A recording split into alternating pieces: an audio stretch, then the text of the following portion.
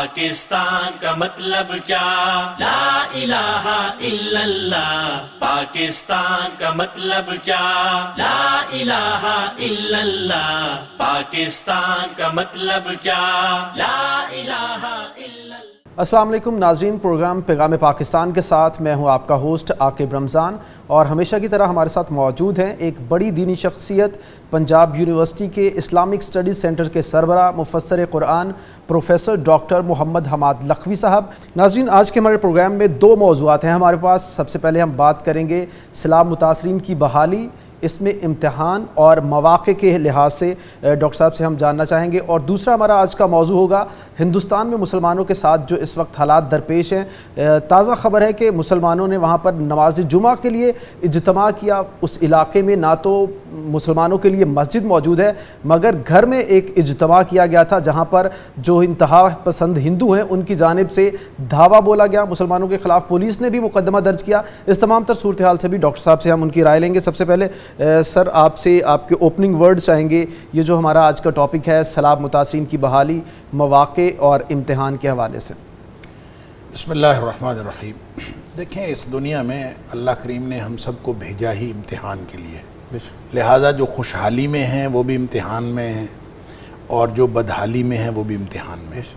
جو تندرست ہیں وہ بھی امتحان میں ہیں، اور جو بیمار ہیں وہ بھی امتحان میں ہیں.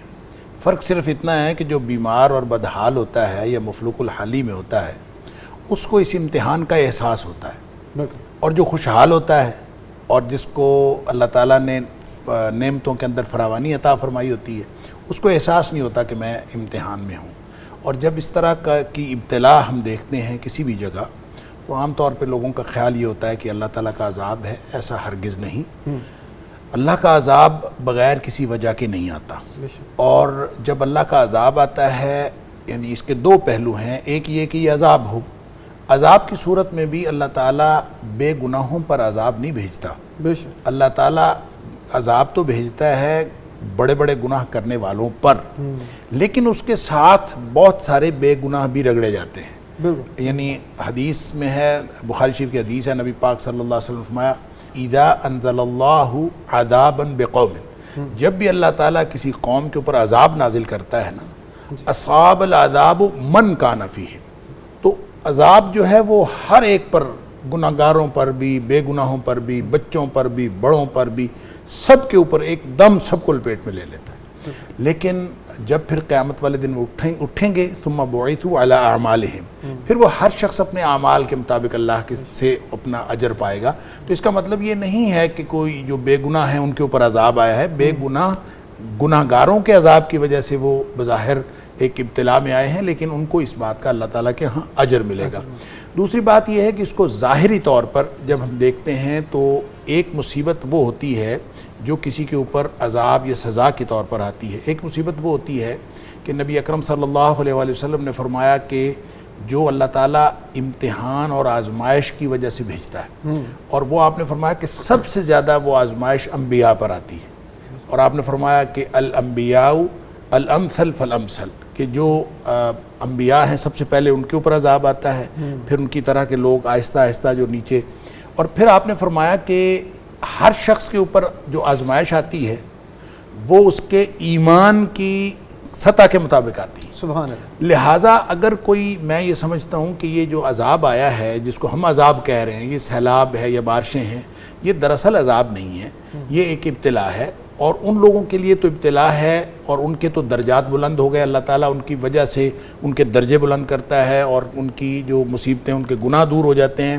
حتیٰ کہ نبی پاک صلی اللہ علیہ وسلم نے فرمایا کہ بعض اوقات ایسا اللہ تعالیٰ کسی کے اوپر کوئی بھی ابتلا ایسی ان کے اوپر آتی ہے کہ ان کے اوپر وہ چل رہا ہوتا ہے زمین پر اور اس کے اوپر کوئی گناہ نہیں ہوتا اس ابتلا کی وجہ سے.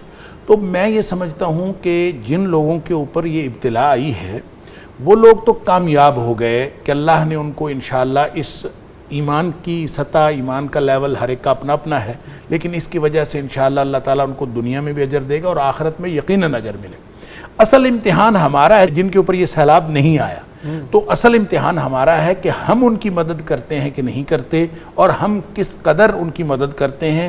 کہیں ایسا نہ ہو کہ وہ لوگ جن کے اوپر سیلاب اور بارشیں آئی ہیں اور یہ ابتلا آئی ہے وہ تو اللہ کے ہاں کامیاب ٹھہرے، اور ہم لوگ جو اپنے خوشحالی کے عالم میں اور امن و امان میں بیٹھے ہوئے ہیں، ہم اس امتحان میں ناکام ٹھہرے۔ اصل بات یہ ہے جو آپ نے ابتلا اور امتحان اور عذاب کی بات کی اور مواقع کی بات کی، جس کو آپ موقع کہتے ہیں وہ بھی اصل میں امتحان ہے۔ دیکھیں جب بھی دنیا میں اللہ نے نظام یہ بنایا ہے کہ جب بھی انسان کسی عمل کے نتیجے میں بے شک کامیاب ہو رہا ہوتا، ہم بظاہر سمجھتے ہیں کہ میں نے ایک امتحان دیا، میں اس کے نتیجے میں کامیاب ہو گیا، وہ جو کامیابی ہے وہ دراصل اگلی سطح کا امتحان ہوتا ہے، کیونکہ یہ دنیا ہے ہی دارالامتحان۔ لہٰذا وہ جو مواقع ہیں ہمارے لیے، وہ سارے کے سارے مواقع بھی دراصل امتحان ہیں۔ پھر اگر آپ سیلاب کو اس اعتبار سے دیکھ لیں کہ اس کو اللہ تعالیٰ نے، ظاہر ہے پانی کی ضرورت ہوتی ہے، وَجَعَلْنَا مِنَ الْمَاءِ كُلَّ شَيْءٍ حَيٍّ، ہر شخص کو اللہ تعالیٰ نے پانی سے زندہ رکھا ہے۔ تو یہ بھی کہا جاتا ہے کہ واٹر لیول ہمارا بہت نیچے جا رہا ہے، ہم نے پہلے بھی ایک پروگرام کے اندر بات کی۔ تو وہ یہ جو سیلاب ہیں یہ واٹر لیول کو اپ کرنے کے اندر بڑے ممد و معاون ثابت ہوتے ہیں۔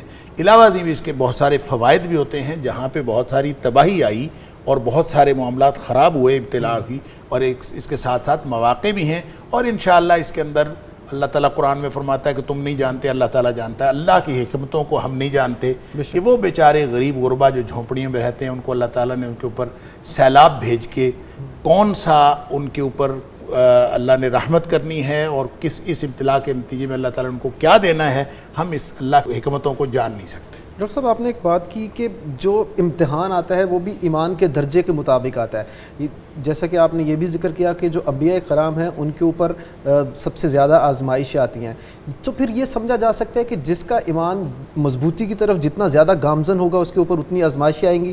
اس کو ہم یہ بھی دیکھ سکتے ہیں کہ جس پر زیادہ آزمائشیں آئیں گی پھر وہ پریشان نادم نہ ہو، وہ خوش ہو کہ اس کو خدا کی جانب پکارا جا رہا ہے۔ یہی تو میں عرض کر رہا ہوں، ہم جو خوشحالی میں کوئی زندگی گزار رہے ہیں، امتحان ہمارا بھی ہو رہا ہے، ہمیں احساس نہیں ہوتا، اور جس کو بدحالی آتی ہے، جس کے اوپر ابتلا آتی ہے، اس کو احساس ہو جاتا ہے امتحان، وہ اللہ کو پکارتا ہے، اللہ کے قریب ہوتا ہے۔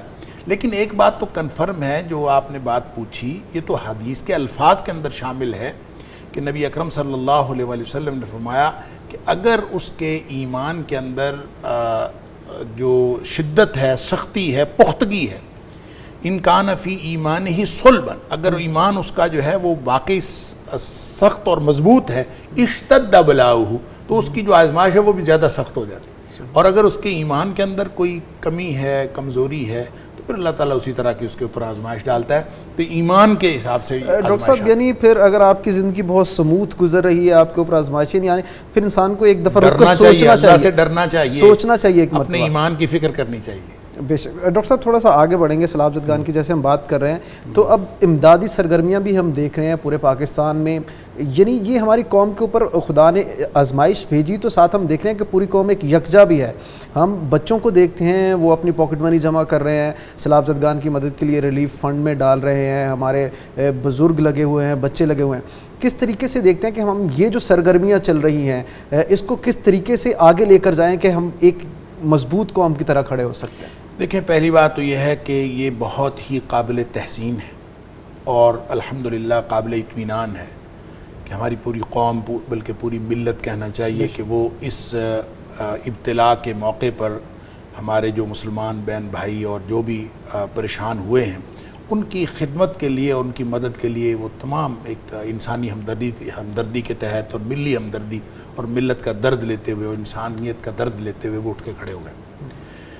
لیکن اس میں بہت ساری باتیں ہیں جو اس کی بڑی تفصیلات ہیں، میں یہ سمجھتا ہوں کہ اس کے اوپر ہماری شاید تربیت نہیں ہوئی، یا ہماری ٹریننگ نہیں ہوئی، یا ہمارے اوپر کوئی اپنے مسائل ہیں۔ مثال کے طور پر ایک مجھے بہت پریشانی ہوتی ہے، اللہ تعالیٰ سب کو اخلاص عطا فرمائے، کہ جتنی تنظیمیں کام کر رہی ہیں، ہر تنظیم کا دل یہ کرتا ہے اور اس کی خواہش یہ ہوتی ہے کہ وہ اپنے جھنڈے کے تحت یہ کام کرے، اور وہ کسی دوسرے کے جھنڈے کے تحت کرنے کے لیے تیار نہیں ہے جب تک اس کا اپنا بینر نہ لگے، اور جب تک ان کے اپنے، ہو سکتا ہے یہ ان کی چیریٹی آرگنائزیشنز کی ضرورت بھی ہو، انہوں نے بہرحال اپنے جن لوگوں سے چندہ لینا ہوتا ہے ان کو دکھانا بھی ہوتا ہے، تو شاید ان کی یہ ضرورت بھی ہو، لیکن میں یہ سمجھتا ہوں کہ یہ درست نہیں لگتا کہ ہر چھوٹی چھوٹی آرگنائزیشن میں، مجھ سے کسی نے مشورہ لیا کہ ہم نے جانا ہے تو ہمیں کوئی چینل بتائیں، تو میں نے ان کو 2-3 چینل بتائے، انہوں نے تینوں کے بارے میں عدم اعتماد کا اظہار کیا۔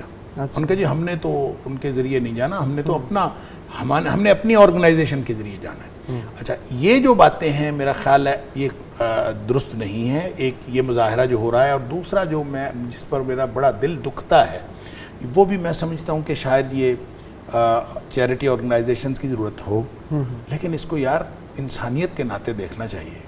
اور وہ یہ ہے کہ یہ جو ہم تصویریں کھینچتے ہیں, جن کو ہم دے رہے ہوتے ہیں اس کی تصویر کھینچتے ہیں, لائنوں میں بٹھائے ہوئے ہیں, اور لائنوں میں بٹھا کے ان کی آپ تصویریں کھینچ رہے ہیں, اور ان بیچاروں کی عزت نفس کہاں گئی, اور اس کا کوئی خیال نہیں رکھا جا رہا. بلکہ ایک دو تو بہت ہی یعنی انسانیت سے گری ہوئی تصویریں ہم نے دیکھیں, ویڈیوز دیکھیں اور تصویریں دیکھیں کہ وہ بالکل کھانا جو ہے یوں اوپر کر کے کھڑا ہوا ہے, اور خواتین بیچاری اوپر سے جو ہے نا اس کو لینے کے لیے.